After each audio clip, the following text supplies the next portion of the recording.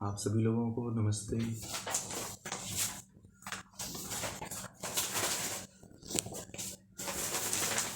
योग दर्शन के सैद्धांतिक सत्र में आप सभी लोगों का स्वागत है। आज का जो विषय है योग दर्शन का, वह भोग का स्वरूप। भोग के स्वरूप को जान करके और मैंने उसमें डाला है आज के स्वरूप में कि आत्मा ज्ञान से जो है आत्मा का साक्षात्कार। ये मुख्य रूप से भोग का स्वरूप क्या होता है, भोग क्या होता है, भोग के बाद आत्मज्ञान कैसे होता है, उसी के विषय पे आज बहुत ही महत्वपूर्ण विषय है। आज विभूतिपाद का जो है 35वां सूत्र है। हम अपने मुख्य विषय पे चलते हैं। सत्व पुरुष यो रत्यंत असंकीर्णयो प्रत्यया विशेषो भोगः परार्थ तत्वात् स्वार्थ संयमात् पुरुष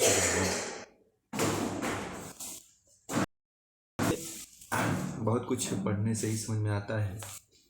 सत्व पुरुष योग, दो शब्द है इसमें, सत्व और पुरुष योग। सत्व पुरुष योग का जो तात्पर्य है वह बुद्धि तथा जीवन का, इसका तात्पर्य ये है। अत्यंत असंकीर्ण योग यानी कि बिल्कुल अलग अलग, यानी कि अत्यंत अलग अलग स्वरूप वाला, इसका तात्पर्य ये है। प्रत्यय अविशेष भेदक ज्ञान न होना, अलग अलग ज्ञान न होना, इसका तात्पर्य है। भोगः तात्पर्य है भोग कहलाता है। परार्थ तत्वात् यानी कि बुद्धि के अन्य के लिए होने से। स्वार्थ संयमात्, स्वार्थ संयमात् का जो तात्पर्य है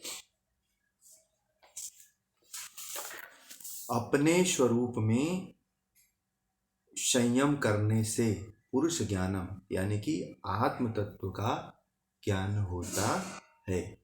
ये इतना बड़ा सूत्र है, इस सूत्र का ये तात्पर्य है।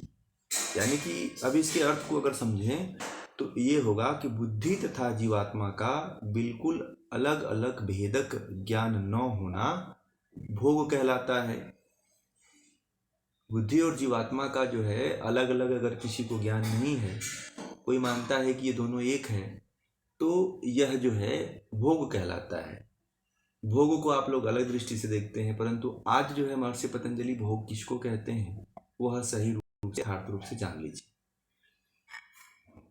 बुद्धि अन्य के लिए होने से आत्मा अपने स्वरूप में संयम करने से आत्म तत्व का ज्ञान कर लेता है। एक तरह से ये भी देखते एक तरह से इसको जो सूत्र के अनुसार बताया है उसमें एक तरह से और भी इसके अर्थ को समझ सकते हैं कि अत्यंत भिन्न बुद्धि, यानी कि अत्यंत भिन्न बुद्धि पुरुष का अभिन्न रूप में ज्ञान होना भोग है। जो बुद्धि परार्थता का कारण होता है, इस भोग रूप ज्ञान से भिन्न स्वार्थ, भिन्न ज्ञान जो है केवल जीवात्मा संबंधी जो ज्ञान जीवात्मा में आ जाता है और उसमें संयम जो करता है, तो उससे जो है जीवात्मा का जो है साक्षात्कार होता है। यह जो है इस सूत्र का तात्पर्य है। अब ये बात आप लोगों को और गहराई से समझनी पड़ेगी कि ये क्या है, इसकी वास्तविकता क्या है, भोग क्या है, कि ये भोग है वास्तविक भोग किसको कहते हैं, ये योग सूत्र के 35वें सूत्र में बताया है महर्षि पतंजलि ने। तो एक बात आती है कि बुद्धि क्या है, बुद्धि जड़ है, किंतु जीवात्मा क्या है, जीवात्मा चेतन है। ये तो आप लोगों को पहले ही बताया था कि बुद्धि जड़ है, जीवात्मा चेतन है, इसलिए दोनों बिल्कुल भिन्न तत्व हैं, अलग एक नहीं है, अलग अलग दोनों है। ये बात तो समझ में आती है ना कि जो है बुद्धि और पुरुष दोनों में कोई मेल नहीं, अमिश्रित है, ये मिल नहीं सकते हैं। परंतु संसार में आकर के लोग इसको मिला देते हैं, कहते हैं कि बुद्धि जो सोच रही है वही जीवात्मा है, जो जीवात्मा है वही बुद्धि है, कोई भिन्नता नहीं है दोनों में। परंतु यहाँ पे महर्षि पतंजलि कह रहे हैं कि दोनों में भिन्नता है, क्योंकि बुद्धि क्या है, बुद्धि जड़ तत्व है और जीवात्मा जो है चेतन तत्व है, इसलिए दोनों ही जो है भिन्न तत्व हैं। और बुद्धि का जो है उपादान कारण, पहले बताया था आप लोगों को कि बुद्धि का जो उपादान कारण है सत्व रज तम, ये 3 गुण होते हैं, परंतु जीवात्मा का कोई उपादान कारण नहीं होता है। जीवात्मा का कोई उपादान कारण नहीं होता है, क्योंकि 3 पदार्थ अनादि बताए थे आपको, जीवात्मा, प्रकृति और ईश्वर। ये 3 जो पदार्थ हैं वह अनादि हैं। अब जीवात्मा बाह्य विषयों की अनुभूति किसके माध्यम से करता है? बुद्धि तत्व के माध्यम से करता है। जीवात्मा बाह्य जगत का जो अनुभव करता है वह बुद्धि के माध्यम से करता है। क्यों? नेत्रादि, नेत्र, कान, नाक, है ना, इंद्रियों के माध्यम से जो है वह विषयों को ग्रहण करता है। बुद्धि के माध्यम मतलब इंद्रियों के माध्यम से, बुद्धि के माध्यम से बाह्य विषयों को वह जैसा देखता है उसी तरह बुद्धि में जैसा उसके आता है उस तरह से उसको ग्रहण करता है। परंतु जीवात्मा नहीं करता है। जीवात्मा का ज्ञान इंद्रियों की तरह और बुद्धि की तरह नहीं होता है, इससे एकदम भिन्न होता है। अब इसमें सांसारिक स्तर पर इन दोनों का संयोग तब होता है जब जो है आत्मा बुद्धि के द्वारा जो है विविध पदार्थों का ज्ञान कराता है। जो इनका जो संयोग तब देखिए, तब जब आत्मा पृथ्वी पे संयोग होकर के इनका जन्म होता है पृथ्वी पे, यानी कि हमारा इन प्रकृति के पदार्थों से संयोग होता है, प्रकृति से संयोग होकर के आत्मा का जब शरीर रूप में आता है, जब शरीर रूप में आता है तो आत्मा उस अवस्था में बुद्धि और आत्मा के भेद को नहीं जान पाता है कि ये जो बुद्धि है वह जड़ है और चेतन है। वह उसी के जो बाह्य विषयों का जो आनंद है, बाह्य विषयों से जो दुख मिलता है उसको जीवात्मा भी भोगता है। बुद्धि आदि से जो दुख मिलता है, जो कष्ट मिलता है, उससे जीवात्मा भी भोगता है। जैसे मान लीजिए कि आप लोगों के शरीर में कोई पीड़ा होती है, कोई कष्ट होता है, तो आप लोग भी उस कष्ट को झेलते हो। उसके साथ साथ दर्द तो शरीर में होता है, परंतु उस दर्द को आत्मा भी महसूस करती है, जानती है कि शरीर में कहीं ना कहीं पीड़ा हो रही है। और जब जो है आत्मा ये सुख और दुख का जो अनुभव कर रही है, और ये जो सुख दुख के अनुभव की जो स्थिति है, इसी को भोग कहा गया है। ठीक है ना? जीवात्मा के जो सुख दुख का जो अनुभव होता है, और जीवात्मा जब इसको बुद्धि के साथ लय होकर के भोगता है, लय हो जाता है बुद्धि के साथ, तब इसी को भोग कहते हैं। और जीवात्मा इसी से भोग करता है, क्योंकि वह बुद्धि के साथ अपने आप को आत्मा आत्मसात कर लेता है कि मेरा स्वरूप यही है। उसको ज्ञान ये नहीं हो पाता है। योग के जो अब अष्टांग योग हैं या योग के नियम हैं, उनका पालन नहीं करने से जो है, सत्संग में नहीं आने से जो है, किसी ज्ञानी पुरुष के सानिध्य में नहीं आने से जो है, वह बुद्धि उसकी बुद्धि के साथ जड़ बनी रहती है जीवात्मा भी। और बुद्धि के सुख दुख को अपना सुख दुख मान करके जो है वह भोग में लिप्त रहती है। इसी को भोग कहा गया है, इसी को भोग कहा गया है। जीवात्मा जो है भोग करती है, तो इसी को कहा भोग जो है। तो भोग से क्या होता है, पुरुष का एक तरह से ये भी कहा गया है कि इसमें एक और शब्द आया है, प्रत्यविशेषो भोगा। यहाँ तक तो हो गया परार्थ तत्वात्, यानी कि परार्थ तत्वात् जो बात कही गई है कि पुरुष का प्रयोजन सिद्ध कराने वाली होने से बुद्धि को परार्थ कहा गया है। एक बात अभी आती है कि ये तो बुद्धि भोग में भी लिप्त सुख दुख का अनुभव कराती है। दूसरा जो है, बुद्धि अगर ये चाहे जीवात्मा को, चाहे पुरुष को जो है सिद्ध, यानी कि पुरुष को आत्मज्ञान कराने में भी सहायक होती है। ऐसा नहीं है कि केवल भोग के तरफ ही लिप्त कराती है। इसमें परार्थ का जो तात्पर्य बताया है, परार्थ का तात्पर्य बताया है कि सिद्ध मतलब उसके जीवात्मा के प्रयोजन को सिद्ध कराने वाली होती है। परार्थ का तात्पर्य जो समझ लीजिएगा आप लोग कि जीवात्मा का जो प्रयोजन क्या है, आत्मज्ञान, अपने स्वरूप को जानना, तो उसके स्वरूप को जो है वह सिद्ध कराने में सहायक होती है। और वो कैसे होता है?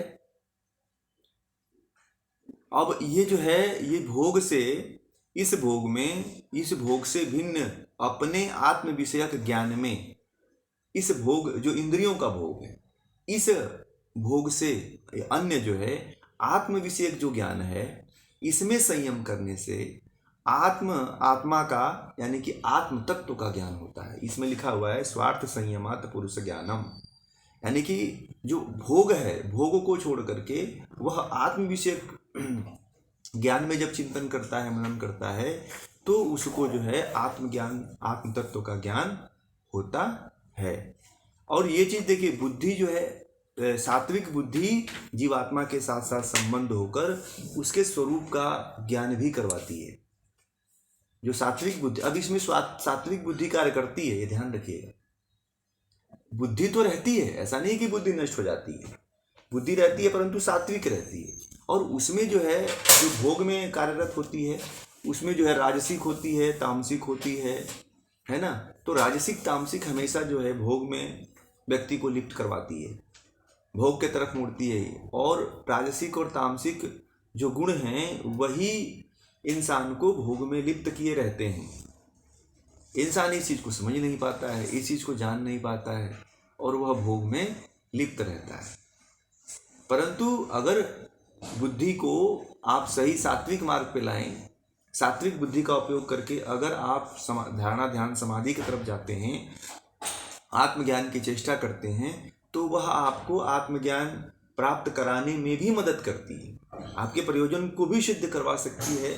उसके अंदर इतनी ताकत है, उसके अंदर इतना है, कर्तव्य है कि जीवात्मा के प्रयोजन को सिद्ध भी करवा देती है बुद्धि। अगर आप उसको सही रास्ते में विरतियों से रोक करके, क्लेशों से रोक करके, क्लेशों से मुक्त हो करके आप सही रास्ते पर लेकर के जाएंगे तो आपको वो मुक्त जरूर करवाएगी। एक बात और आती है कि बुद्धि जो है जीवात्मा के जो है जीवात्मा को जो है केवल सामान्य ज्ञान करवाती है, ये भी ध्यान रखिएगा। ये नहीं कि जीवात्मा बुद्धि जो है जीवात्मा को परमात्मा से मिला दे, ऐसा नहीं है। क्योंकि बुद्धि जो है जीवात्मा को केवल उसको जो है उसके सामान्य का ज्ञान करवाती है, सामान्य ज्ञान यानी कि नॉर्मल ज्ञान को ज्ञान करवाती है बुद्धि जो है। जो पूर्ण जो ज्ञान होता है वह जो है ईश्वर की कृपा से होता है, वह बिना ईश्वर के प्रदत्त ज्ञान के द्वारा जो है जीवात्मा का साक्षात्कार नहीं कर पाता है। बुद्धि में इतना सामर्थ्य नहीं है, बुद्धि सामान्य ज्ञान करवाती है केवल। परंतु जो है जब हमें जीवात्मा का जो साक्षात्कार होता है वह जो है ईश्वर के कृपा से ही होता है। इसीलिए ईश्वर की प्रार्थना करनी चाहिए। जब आप साधना कर रहे हैं, जब आप योग में आ रहे हैं, योग को पढ़ रहे हैं, तो हमेशा ईश्वर की स्तुति और प्रार्थना करनी चाहिए। उपासना देखिए, मुक्ति ज्ञान कर्म उपासना तीनों माध्यम से होती है, ध्यान रखिएगा। ये आप मत सोचिए कि आप ज्ञान ले रहे हैं और उपासना नहीं कर रहे हैं तो आप मुक्त हो जाएंगे, तो ये आपकी भूल है। आपको ईश्वर को प्राप्त करना है तो आपको ज्ञान भी अर्जित करना है, कर्म भी अपना करना है और उपासना भी करना है। ये तीनों मार्गों से होते हुए ही आप ईश्वर को जान सकते हैं, अपने आत्मा का साक्षात्कार कर सकते हैं और ईश्वर को जान सकते हैं। तो इस चीज़ को आप लोग जरूर ध्यान रखिए कि जब हमें जानना हो, जीवात्मा को जानना हो, तो इसके साथ साथ ईश्वर से भी प्रार्थना, हमारी उपासना चलती रहे, तब ज्ञान सहायक ज़्यादा होता है। तो ये जो है ये जो है, एक मिनट कॉल आ जाते हैं तो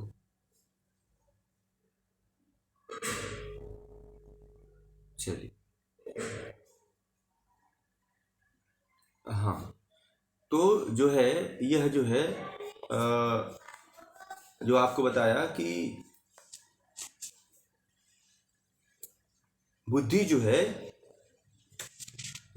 अब इसमें बता रहा था मैं कि जो आत्मा है, आत्मा का साक्षात्कार जो है ज्ञान, कर्म और उपासना तीनों माध्यम से होता है। तो आप ज्ञान अर्जित कर रहे हैं, ज्ञान के मार्ग में बढ़ रहे हैं, तब कर रहे हैं बुद्धि आदि। पहले तो बुद्धि आदि जो जड़ पदार्थ हैं इनको अलग अलग मानना पड़ेगा, आपको जानना पड़ेगा, ज्ञान के द्वारा जानना पड़ेगा कि ये जो है अलग है। बुद्धि और जीवात्मा दोनों जो है अलग अलग है। बुद्धि और जीवात्मा को बहुत लोग एक ही मान लेते हैं, इसलिए वो साधना के पथ पे आगे नहीं बढ़ पाते हैं। और कुछ लोग तो कुछ ऐसे साधना पद्धतियां हैं जो सब कुछ जीवात्मा को ही मान लेते हैं। नव वेदांती जो प्रथा चलती है, जो परंपरा चलती है, तो वो ये कहते हैं कि जीवात्मा अहम ब्रह्मास्मि है, जीवात्मा जो है ईश्वर का अंश है और अपने जीवात्मा जो है अपने अंश में विलीन हो जाता है। तो ये भी जो कथन है कि ईश्वर को और जीवात्मा को और प्रकृति को अलग अलग न मानना, संसार जो है मिथ्या है, ये भी कहते हैं। नहीं, प्रकृति को भी मिथ्या बता देते हैं और उसको भी नहीं मानते हैं।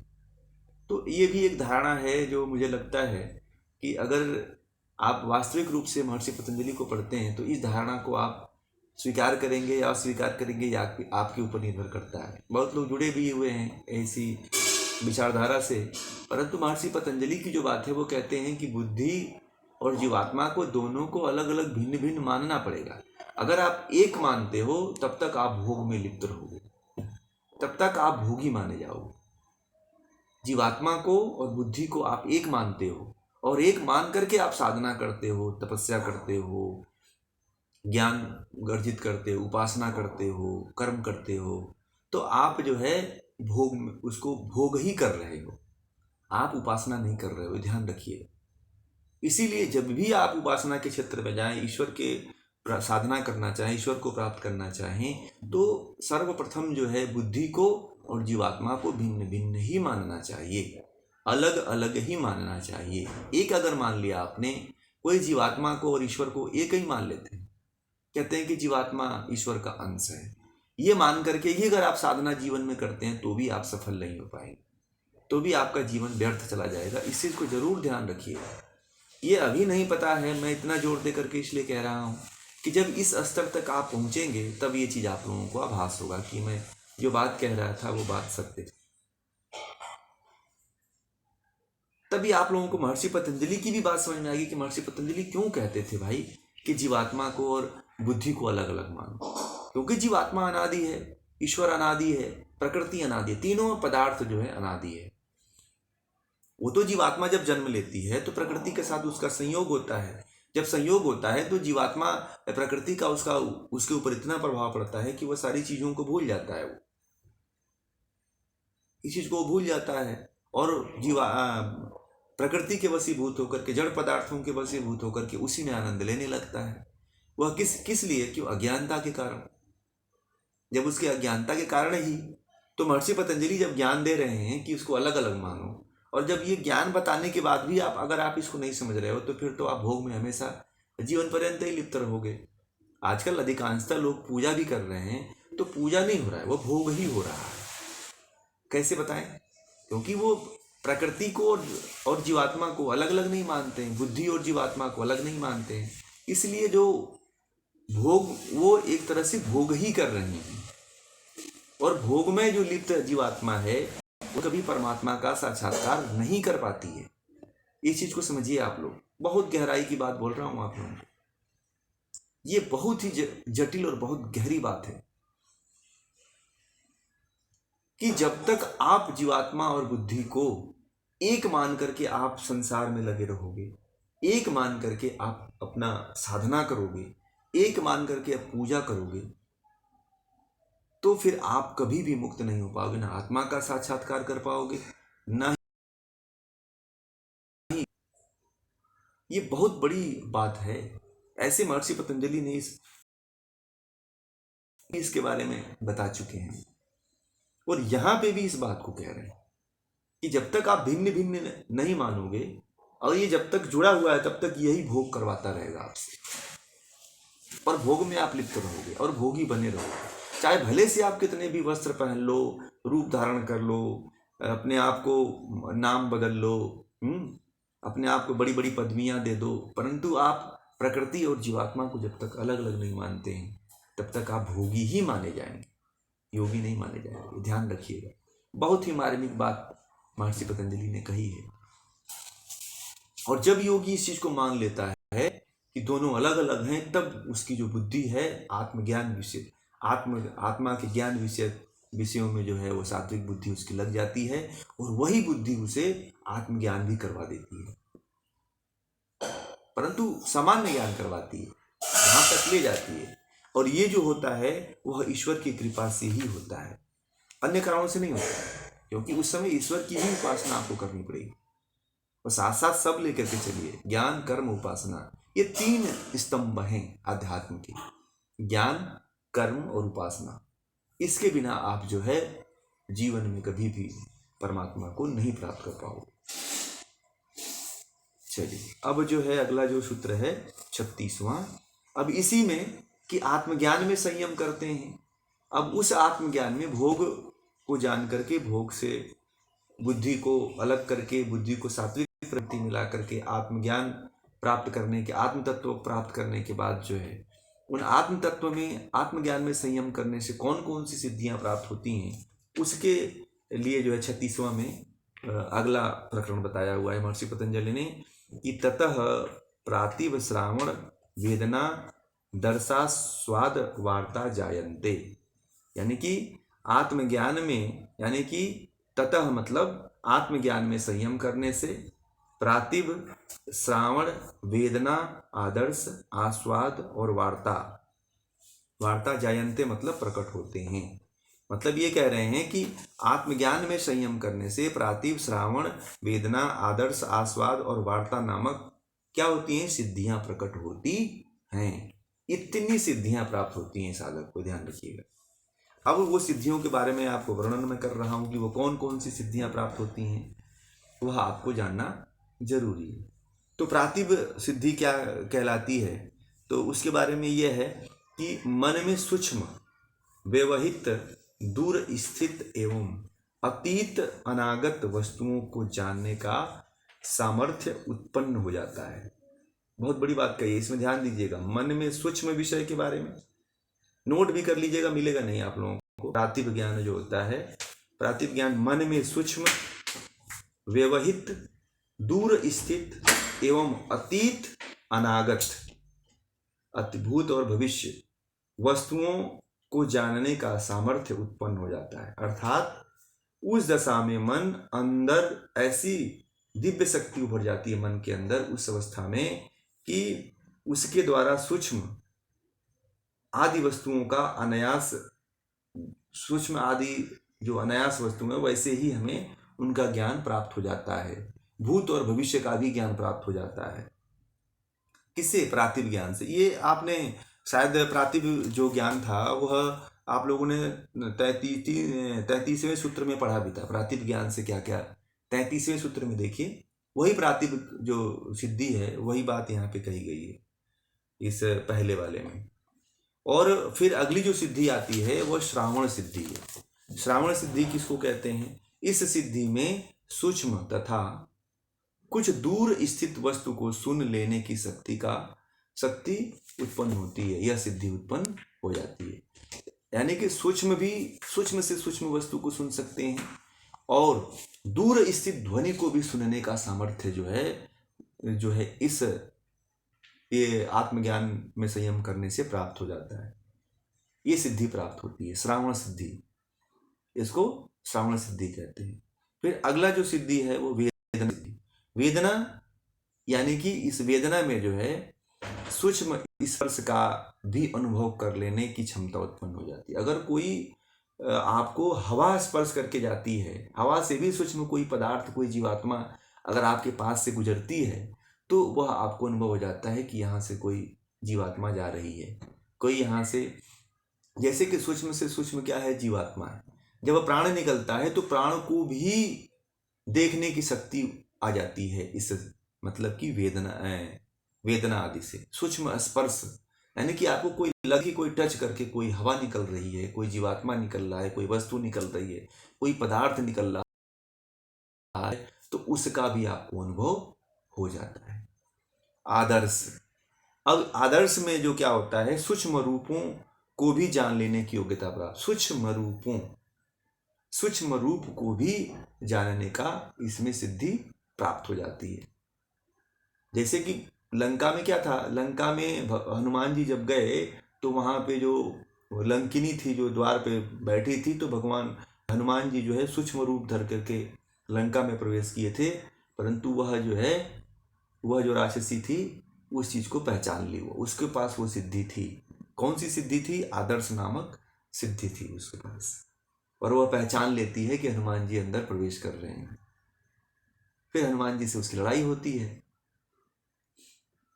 फिर आस्वाद, इस सिद्धि में सूक्ष्म रसों का ज्ञान हो जाता है। आस्वाद मतलब रस का। तो इस सिद्धि में जो है रस का ज्ञान हो जाता है, हर तरह तरह के रसों का ज्ञान हो जाता है व्यक्ति को, कि नमकीन है, कि खट्टा है, कि मीठा है, कि तीखा है, वो देख करके ही बता देता है। वह ये भी जानता है कि यहाँ पे जहरीला गैस है, कि जहरीला पानी है। आजकल बड़े ही लोग जहरीले गैसों से मर रहे हैं, जहरीले पानी से मर रहे हैं। तो उसको, वह योगी को पता चल जाता है कि इस क्षेत्र में जहरीले जल हैं, जहरीले तालाब हैं, जहरीले नदी तालाब हैं। तो वो उसको ज्ञान हो जाता है। फिर जो है छठवां जो सिद्धि उसे प्राप्त होती है, वार्ता। इस सिद्धि में सूक्ष्म गंधों को जानने का सामर्थ्य प्राप्त कर लेता है। सूक्ष्म गंध यानी कि जो सूक्ष्म से सूक्ष्म गंध होती है, कि मान लीजिए यहाँ आप बैठे हुए हैं और यहाँ से 1 किलोमीटर दूरी पे कोई सिगरेट पी रहा है, कोई बीड़ी पी रहा है, कोई गांजा पी रहा है, तो उसकी गंध आपको पता चल जाती है। तो ये जो है आत्मज्ञान में संयम करने से जो है ये 6 प्रकार की जो है सिद्धियां प्राप्त होती हैं। सूक्ष्म से सूक्ष्म सिद्धियां प्राप्त होती हैं। आतिभ, श्रावण, वेदना, आदर्श, आस्वाद और वार्ता, ये 6 प्रकार की जो है सिद्धियां योगी को प्राप्त होती हैं। आप भी अगर पहले, तो सबसे पहले आपको बुद्धि और प्रकृति को दोनों, बुद्धि और जीवात्मा को अलग अलग समझना पड़ेगा। बुद्धि और जीवात्मा को अलग अलग समझने के बाद जो है, जब आत्मज्ञान में आप संयम करेंगे, तब जाकर के ये 6 प्रकार की सिद्धियां आपको प्राप्त होती हैं। सूक्ष्म से सूक्ष्म विषयों को ग्रहण करने की क्षमता प्राप्त हो जाती है, समझने की क्षमता प्राप्त हो जाती है, सूंघने की क्षमता प्राप्त हो जाती है, जानने रस लेने की क्षमता प्राप्त हो जाती है, सूंघने की जो क्षमता है, दिव्य गंध की क्षमता प्राप्त हो जाती है। तो ये जो है आत्मज्ञान का साक्षात करने के बाद जो है ये जो सिद्धियां प्राप्त होती हैं वह योगी को मिलती है। अब ये जो विषय है, इस विषय को